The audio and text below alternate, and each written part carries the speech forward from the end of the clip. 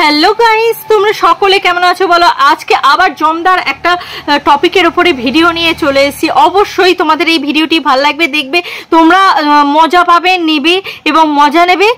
ভিডিওটি দেখবে এবং প্রচুর পরিমাণে শেয়ার করবে তোমাদের প্রিয়জন পরিজনদের সাথে। কিন্তু তার আগে টপিকটা জেনে নেওয়া দরকার যে আমি ঠিক কী টপিকের উপরে তোমাদের সাথে কথা বলতে এসেছি। অবশ্যই বন্ধুরা, তোমাদেরকে সেই টপিকটার বিষয়ে আমি এখন অবগত করাই। আজকে আমি রানাঘাটের ম্যাডামের সম্পর্কে বলতে এসেছি। এই ম্যাডামকে নিয়ে সবাই খুব দুশ্চিন্তায় রয়েছে। ম্যাডামের কি অবস্থা হলো, ম্যাডাম কেমন আছেন, ম্যাডাম সত্যিই ভালো আছেন কি না, এই সমস্ত খবরের জন্য সকলেই কিন্তু ম্যাডামকে নিয়ে কিন্তু চিন্তিত রয়েছেন। এবার আমি তোমাদেরকে বলি, ম্যাডাম যথেষ্ট ভালো রয়েছেন। ইনফ্যাক্ট তিনি মেলায় গিয়েছেন, তোমরা পরবর্তী ভিডিওতে দেখতে পাবে। মেলায় গিয়েছে, মেলায় গিয়ে মেহেন্দি পরেছে, অনেক দিনের ছোটবেলাকার আশা পূরণ করেছে, হাতে মেহেন্দি পরেছে ম্যাডাম। তোমরা দেখতে পারবে রানাঘাটে একটা মেলা হচ্ছে, রানাঘাট বা রানাঘাটের সাইডে কোনো একটা মেলা হচ্ছে, যেখানে গিয়ে সে কিন্তু হাতে মেহেন্দি পড়েছে। তার মানে বুঝতে পারছি যে সে কিন্তু যথেষ্ট আনন্দে রয়েছে। মানে ওখান থেকে যে টাকা পয়সাগুলো নিয়ে এসছে, সেই টাকা পয়সাগুলো এখন দেদার ফোটানো হচ্ছে। এই হচ্ছে মেন টপিক। এবার তোমাদেরকে আমার মানে এই বিষয়ের ওপর আমি আগে একটা ভিডিও করেছিলাম, যে তোমাদের এই বিষয়ের ওপরে ভিডিও গেছে যে ম্যাডামকে আমি যে বলেছিলাম যে ওখান থেকে কেন তিনি কোনো কিছু কিনলেন না, তার কারণটা কি। তাহলে নিশ্চয় ওর ভেতরে এমন কিছু ঘাবলা রয়েছে যে কারণে কিন্তু সেখান থেকে কোনো জিনিস তিনি কিনে আনেননি। এটা হতে পারে একটা মেন কারণ। ওখানে তোমরা অনেকেই প্রশ্ন করেছো আমাকে যে না দিদি ভাই, এটা এরকম না, ব্যাপারটা হচ্ছে যে ওখানে সিঙ্গেল ওয়াইজ কোনো কিছু কেনা যায় না, তো সেই জন্য হয়তো কিছু কেনেনি, যা কিনতে হবে 6 পিস করে কিনতে হবে, তো সেই জন্য হয়তো কেনেনি। আমি বলি কি, এত বড় একটা জায়গায় গেছে, সে যদি 6 পিস একই জিনিস তো কিনছে না, একই কালারের তো কিনছে না, সেগুলো কালারের মধ্যে ভ্যারাইটি থাকতো। সেই জিনিসগুলো যদি নিয়ে এসে একটা ননদের জন্য, একটা শাশুড়ির জন্য, একটা নিজের জন্য, একটা তার মায়ের জন্য, এরকম করে যদি সে সবাইকে দিত, তাহলে কি খুব খরচা হয়ে যেত? তাহলে কি খুব খারাপ একটা ব্যাপার হতো? সেটা কিন্তু হতো না, সেটা করতেই পারতো। কারণ এত কম প্রাইসে যখন সে পাচ্ছে, তখন সেই জিনিসটা সে কেন কিনে আনলো না? কিনে আনলে তো আমরা দেখতে পেতাম বা জানতে পারতাম, সে ব্যবহার করলে তো আমরা বুঝতে পারতাম যে না, এই জিনিসটার মধ্যে, এই যে ফ্যাশন স্টোর থেকে যে জিনিসগুলো কিনে এনেছে, তার মধ্যে কোনো ঘাবলার ব্যাপার নেই, খুব ভালো একটা রেটিং রয়েছে, খুব ভালো একটা জিনিস। কারণ ডেলি ব্লগ যিনি করছেন, তিনি সবসময় সেগুলো ওয়্যার করছেন, তো যে জন্য সে যখন ডেলি ওয়াশও করছে, আমরা দেখতে পাচ্ছি যে যথেষ্ট সুন্দর রয়েছে। সেদিক থেকে আমরাও গ্র্যান্টেড হতাম যে না, জিনিসটা ভালো, চলো ভাই কিনে ফেলি, বা কেউ যোগাযোগ করার চেষ্টা করতো। কিন্তু না, এখানে তো ব্যাপারটা সেটা হলো না, এখানে ব্যাপার তো অন্যরকম হলো। ম্যাডাম তো কিছুই নিয়ে আনলেন না।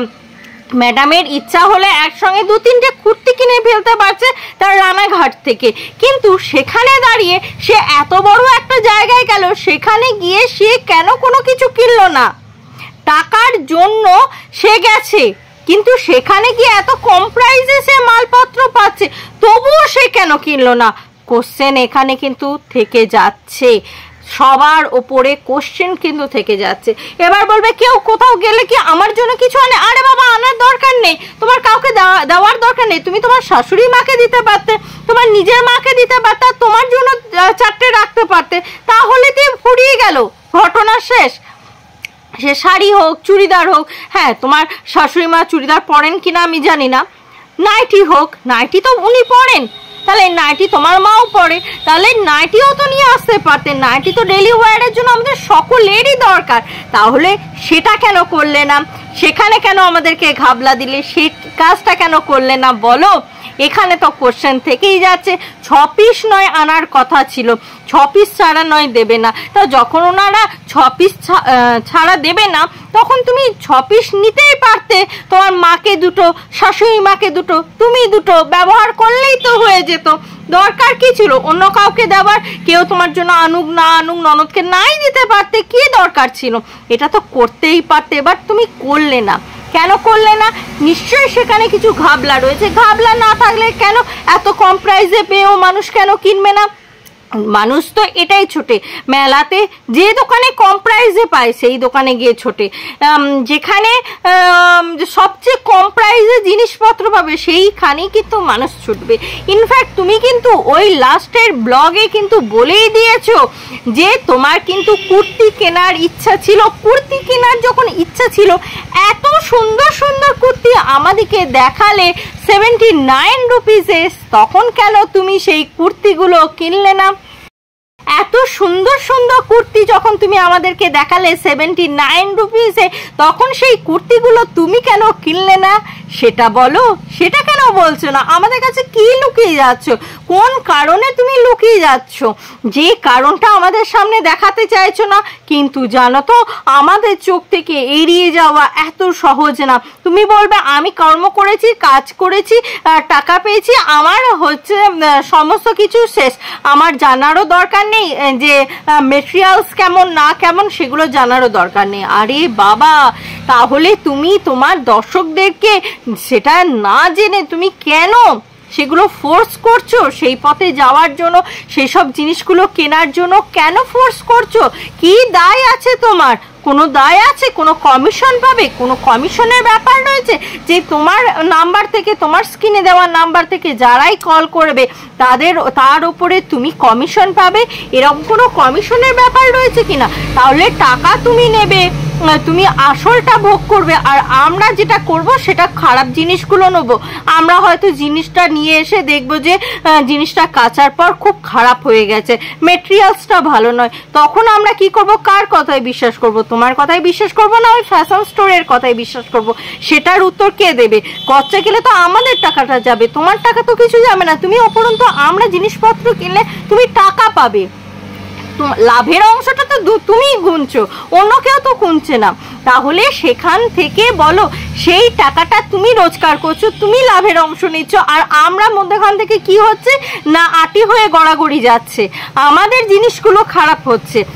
আমরা যদি ওয়াশ করার পর দেখি যে জিনিসটা খারাপ হয়ে গেল, তাহলে খারাপ হলে আমাদেরই খারাপ হবে। কিন্তু তুমি এটা ভেবে দেখছো না তোমার এত বড় একটা, এত লাখের একটা চ্যানেল, রেপুটেশন খারাপ হলে তোমার খারাপ হবে, অন্য কাউরির খারাপ হবে না। তুমি যদি খারাপ মাল আমাদের সামনে মানে বিজনেস হিসাবে দাও, তাহলে তো রেপুটেশন তোমার খারাপ হচ্ছে, আমাদের কিন্তু কোনো খারাপ হচ্ছে না বা আমাদের কোনো কমতি হচ্ছে না। আমরা বরঞ্চ তোমাকে বিশ্বাস করে সেই জিনিসটা নিয়ে আসি, উপরন্তু আমাদেরকে ফল ভোগ করতে হচ্ছে। তুমি কিন্তু তার ফল ভোগ করছো না, তুমি তার লভ্যাংশ ভোগ করছো। এটা মনে রাখবে। তুমি মানুষকে যতই মানে খারাপ পথে চালনা করার চেষ্টা করো না কেন, আমরা তো রয়েছি সেই পথ থেকে বাঁচানোর জন্য। এত সহজ আমাদের, আমরা মানুষদেরকে যাতে খারাপ পথে চালিত না হয়, খারাপ দিকে না যায়, সেই জন্য তো আমরা রয়েছি সেই দিক থেকে সাবধান করার জন্য। এরপরে যারা সাবধান না শোনার পর কাজ করবে, অবশ্যই তাদের নিজস্ব দায়িত্বে তারা নিজেদের পায়ে কুড়ুল মারবে। এখানে কেউ কিছুই করতে পারে না। কেউ যদি ইচ্ছাকৃতভাবে নিজের পায়ে নিজে কুড়ুল মারে, সেখানে তার নিজস্ব দায়িত্ব থাকবে, সেখানে কিন্তু আমার আপনার কাউরির কোনো দায়িত্ব থাকবে না। আমি কন্ট্রোভার্সি ক্রিয়েটর হিসাবে আমি সাবধান করতে পারি, বারে বারে প্রচার চালাতে পারি, বারে বারে প্রতিবাদ করতে পারি আমি আমার ভিডিওর মাধ্যমে, কিন্তু শুনবেন কি শুনবেন না সেটা আপনাদের দায়িত্ব। আপনারা একটু নিজেদের চিন্তা ভাবনা দিয়ে একটু ব্যাপারটা একটু চিন্তা করে দেখবেন যে আমার কথাগুলো কতটা যুক্তিযুক্ত। যদি মনে হয় যে আপনাদের হ্যাঁ এই দিদি ভাইটা বা এই বুনিটা একদম যুক্তিযুক্ত কথা বলছে, অবশ্যই আপনারাও কিন্তু আপনাদের মতন করে আওয়াজ তোলার চেষ্টা করবেন। এইভাবে কোনো মিথ্যা প্রচার আমরা কিন্তু কখনোই সহ্য করব না। কারণ কোনো মিথ্যা জিনিস আমাদের সামনে নিয়ে আসবে বা কোনো খারাপ প্রোডাক্ট আমাদের সামনে সে নিয়ে আসবে, প্রোডাক্ট যে আমাদের সামনে নিয়ে আসবে তার দায় থাকবে, কিন্তু অন্য কাউরির দায় থাকবে না। সেই দায় কি নেবেন আপনি ম্যাডাম? আপনি যদি সেই দায় নেন তাহলে অবভিয়াসলি আমরা সেই সমস্ত জিনিস কিনতে কোনো ভাবেই চিন্তা ভাবনা করব না, পিছপা করব না। কারণ আমরা জানবো যে আমাদের ব্যাকবোন হিসাবে আপনি রয়েছেন। আপনি থাকলে আমরা কেন অন্য কিছু চিন্তা করব বলুন? আমরা তো অন্য কিছু চিন্তা করব না, আপনাকেই আমরা কিন্তু সামনে প্রতীক রূপে দেখে কিন্তু আমরা সেই সমস্ত যে স্টোর থেকে মাল ক্রয় করব। এরপর কেউ যদি নিজের ভাবে যে ফিমেলরাই যদি ভাবে যে বাড়িতেই আছি, এখান থেকে এত সুন্দর এত কম রেটে মাল পাচ্ছি, তাহলে এখান থেকে আমি মালগুলো নিয়ে নিই, নিয়ে আমি বিজনেস করি, তার তো রেপুটেশন খারাপ হয়ে যাবে, তার ভেতরে তো গলতি থাকবে। আর এখানে এই তো রেপুটেশনের কথা গেল, এবার আসে যাই যে আমাদের দাদা ভাইয়ের কথায়। ওরে বাবারি, দাদা ভাই খুব ক্লান্ত হয়ে গেছে।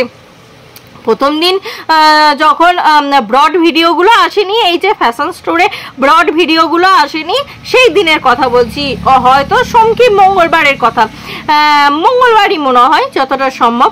আজকে শুক্রবার, তো শুক্রবারে এটা বৃহস্পতিবার বুধবার, হ্যাঁ মঙ্গলবারের কথা বলছি। মঙ্গলবারে যে ভিডিওটা দিল তাতে কিন্তু দেখা যাচ্ছে যে আমাদের দাদা ভাই বলছে আমি খুব ক্লান্ত হয়ে গেছি, আমি আর কোথাও যেতে পারবো না, কিচ্ছু করতে পারবো না। সত্যি ক্লান্তিটা এই বইয়ের পিছনে ঘুরে ঘুরে ক্লান্তি হয়ে গেল, আর কোনো কিছুতে ক্লান্তি হলো না। আর যে বউ এত খাটলো, এত কথা বললো, এত জিনিস দেখালো, তাতে কোনো তার ক্লান্তি নেই। আপনি কি করতে গিয়েছিলেন? আপনার তো কোনো কাজই ছিল না। হ্যাঁ, বউকে টাইম দিতে গিয়েছিলেন, এটা বলতেই পারেন, কোনো অসুবিধা নেই, কিন্তু আপনার তো কোনো কাজই ছিল না, তাতেও আপনি ক্লান্তি হয়ে পড়লেন। তাহলে যদি কোনো কাজ করতেন বা ওখানে যদি কোনো মানে আপনাকে তো দিয়ে তো শ্যুট করালো না, যেটা জেন্টসদের মানে ক্যাটাগরি রয়েছে, সেই জেন্টসদের ক্যাটাগরি তো আপনাকে দিয়ে শ্যুট করালো না। কি ব্যাপার? আপনাকে বুঝি তারা নিয়ে যাওয়ার কথা বলেনি, বা আপনাকে তারা বুঝি কোনো মানে অ্যাডের মধ্যে রাখতেই চায়নি।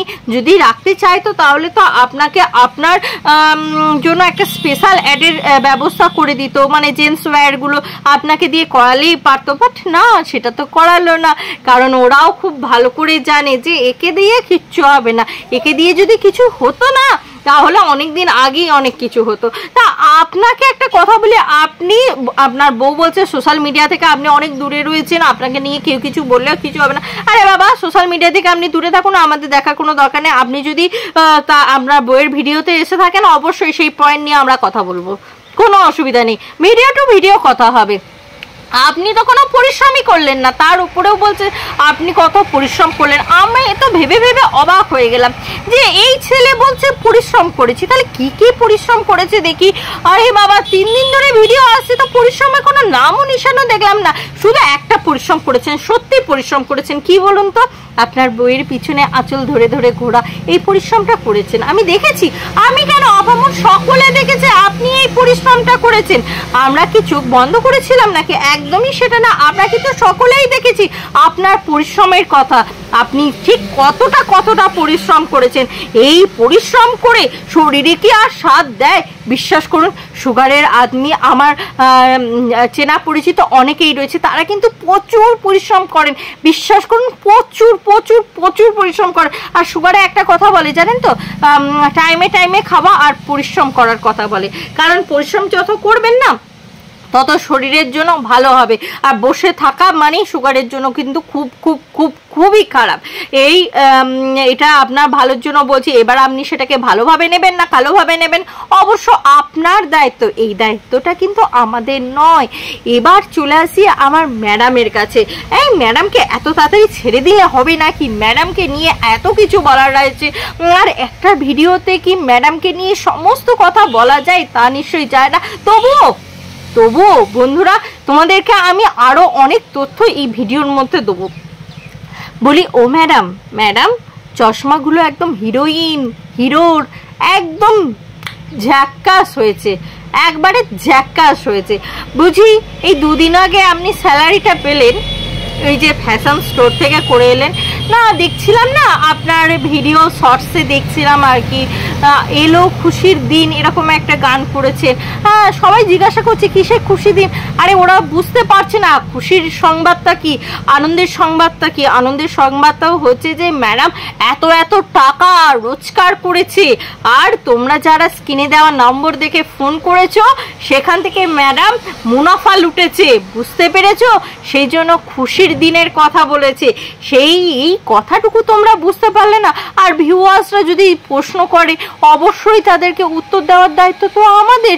আর আমরা উত্তর দেবো না তো অন্য কেউ উত্তর দেবে নাকি? তা নিশ্চয়ই হয় না। আর বলছি ম্যাডাম, আপনার এইরকম করে মিথ্যাচারিতা করে যাবেন না। যে মিথ্যাচারিতা আমাদের সকলের সামনে করছেন না, টাকার জন্য এতটাও নিচে নামবেন না। তো চলুন এবার আরো একটা পয়েন্ট নিয়ে আপনাকে কথা বলি, যে পয়েন্টটা একদম স্কিপ করা যাবে না। মানে এই পয়েন্টটা যদি কেউ স্কিপ করে যায় না, তাহলে মনে হবে যেন অনেক বড় একটা পয়েন্ট মিস করে গেছে। আরে ম্যাডামের গা পাক দিচ্ছিল, বিশ্বাস করো গা পাক দিচ্ছিল। প্লেনে উঠে কাউকে গা পাক দেয়? আমরা প্লেনে উঠেছি, কিন্তু কোনোদিন গা পাক দেয়নি তো, কখনো গা পাক দেয় না। গা পাক কখন দেয় জানো? বেশি ন্যাকামো বৃত্তি করলে তখন গা পাক দেয়। প্লেনে শুধু আপনি উঠেছেন এটা ভেবে আপনি কিন্তু কখনোই নিজের ভেতরে অহংকার পোষণ করবেন না। আমার মতন, আপনার মতন আরো অনেকে রয়েছে যারা কিন্তু প্লেনে উঠেছে, ঠিক আছে? এবার একটা কথা আপনাকে বলি, এই প্রশ্নটার উত্তর দেবেন। আপনার তো খুব গা পাকাচ্ছিল, আপনি কিছুই খেতে পারবেন না। প্রথমে বললেন আলু সিদ্ধ ভাত করবো, বাবা বাবা খুব ভালো জিনিস আলু সিদ্ধ ভাত খাওয়া। গা পাক দিচ্ছে, আলু সিদ্ধ ভাত খাবে, খুব ভালো। ও বাবা না, আলু সিদ্ধ ভাত, ঘি, তার উপরে ডিম দিয়ে, তাই দিয়ে তিনি গপ গপা গপ খাবেন। সত্যি গা পাক দিলে ঘি খাওয়া যায়, গা পাক দিলে ডিম খাওয়া যায়, ওতে বুঝে আর পেট ভার করে না? ওতে বুঝি গা পাকটা দেয় না? গা পাক তো বেশি করে দেয়। ডিম ঘি একসাথে খেলে যার গা পাকাবে সেইগুলো খেতে পারে নাকি? ন্যাকামো করার জায়গা পাওনি? ন্যাকা কোথাকার একটা। তা না হলে ন্যাকামো যদি নাই হতো, বাস্তব যদি হতো, তাহলে তুমি ঘি ডিম একসাথে খেতে পারতে। অত রাত্রে এসে খাওয়া যায়? অত রাত্রে ঘি ডিম দিয়ে? কি জানি বাবা, তোমরাই পারো। হ্যাঁ, আলু সিদ্ধ ভাত ভালো, বা পোস্ত ভাত ভালো, শরীরের পক্ষে ভালো, মানে জীবনশৈলীর জন্য ভালো, গা পাক দিলে তার জন্য ভালো। গা পাক দিচ্ছে এরকম ন্যাকামো যদি না করতে, তাহলে কেউ তোমাকে এই কথা বলতে আসতো না। ঘি ডিম একসাথে খাচ্ছ, কেউ তোমার খাবারের দিকে কিছু বলতে আসতো না। এবার বলবে আমার খাবার, আমার টাকা, আমি খাচ্ছি, তোদের কি? তুমি যদি ন্যাকামো করে বলো যে আমার গা পাকাচ্ছে আর এই সমস্ত জিনিস খাও, অবশ্যই আমাদের কি প্রশ্নটা তো আসবেই, আমরা তো প্রশ্ন করবই, এইগুলো কেন করছো? ন্যাকামো তো করা যাবে না। ন্যাকামো করবে তুমি অফ ক্যামেরায় করবে, কেউ কিছু বলতে আসবে না, কিন্তু অন ক্যামেরায় ন্যাকামো করলেই না তোমার অবস্থাও কিন্তু ঠিক সেই রকমই হবে। যতটা তুমি ভেবেছো ঠিক ততটাই। তো ভিউয়ার্স, তোমাদের যদি আমার ভিডিওটি ভালো লাগে অবশ্যই অবশ্যই অবশ্যই প্রচুর পরিমাণে লাইক করবে, শেয়ার করবে, কিন্তু শেয়ার করতে কেউ ভুলবে না। শেয়ার করবে নিজের পরিজন প্রিয়জন সকলের সাথে শেয়ার করবে। আর প্রচুর পরিমাণে কিন্তু তোমরা সাবস্ক্রাইব করবে। যারা সাবস্ক্রাইব করোনি এখনো অবধি আমার চ্যানেলটাকে, চটপট আমার চ্যানেলটাকে সাবস্ক্রাইব করে নাও, কারণ এখানে নিত্য নতুন ভিডিও কিন্তু তোমাদের জন্য আসে। তো আজকের মতন আসি বন্ধুরা, আবার তোমাদের সাথে দেখা হচ্ছে কিন্তু নতুন নতুন ভিডিওর সাথে, নতুন নতুন টপিকের সাথে, নতুনভাবে নতুন জোশের সাথে তোমাদের সাথে দেখা হচ্ছে। তো টাটা।